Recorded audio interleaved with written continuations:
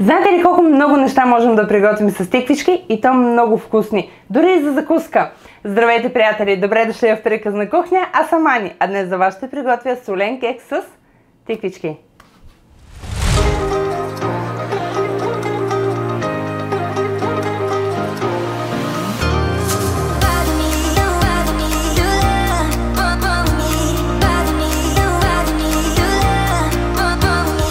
Рецептата, разбира се, ще започна с тиквичката. Първо ще подрежа нейните крайчета.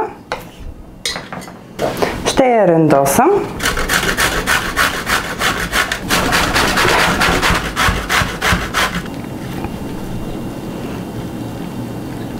Прехвърлям си тиквичките в една купа и ще ги посоля с около една чайна лъжичка сол, за да може да се отцедат от излишната вода.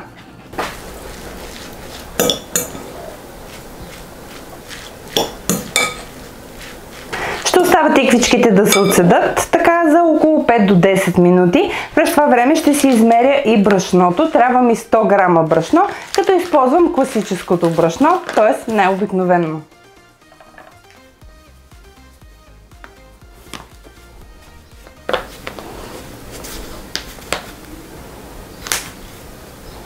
Точно 100 грама. 10 минути по-късно отсеждам добре тиквичките от сока, който са си пуснали, и слагам в купа.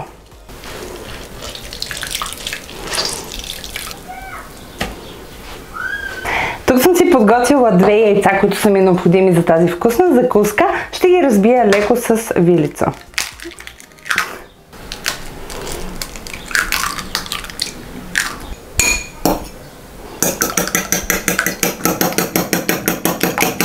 Добавям яйцата към тиквичките.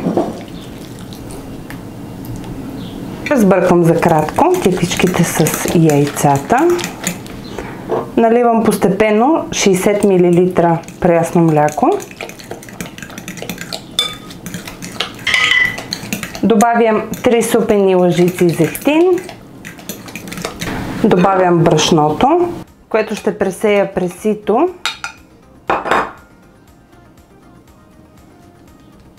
Добавям половин супена лъжица бакпулвър,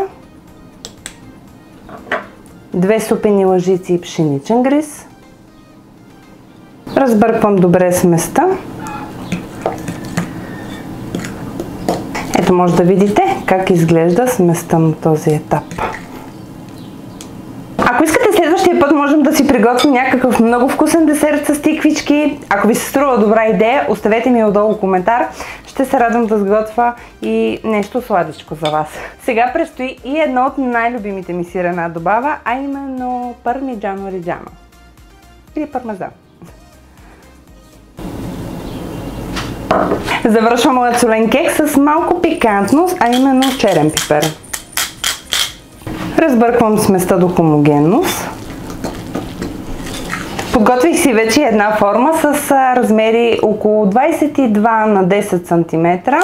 Както виждате, вече съм послала с хартия за печене. Разбърквам сместа и си сипвам във формата. А междувременно може да си пуснете и да ви загрява формата на 180 градуса, като ще пека на по-ниско ниво за около 50 минути или до готовност. Искам хубав златист цвят.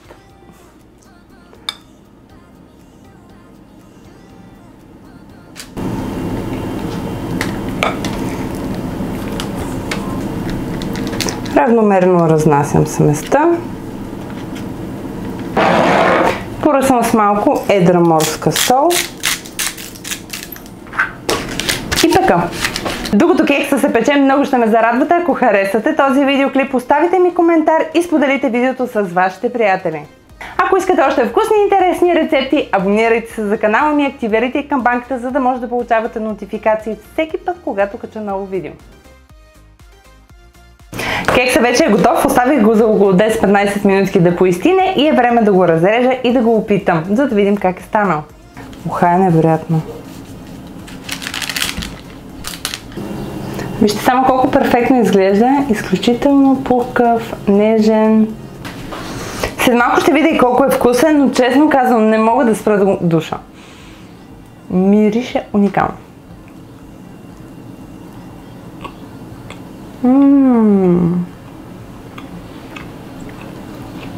Закуската, която ще искате да приготвите на вашите близки и любими хора, защото е един доста здравословен вариант, много е вкусно, много е различно, много е ухайно и ще се влюбите в тази закуска. Надявам се и в тази рецепта. Ако е така, дайте знак, харесайте този видеоклип.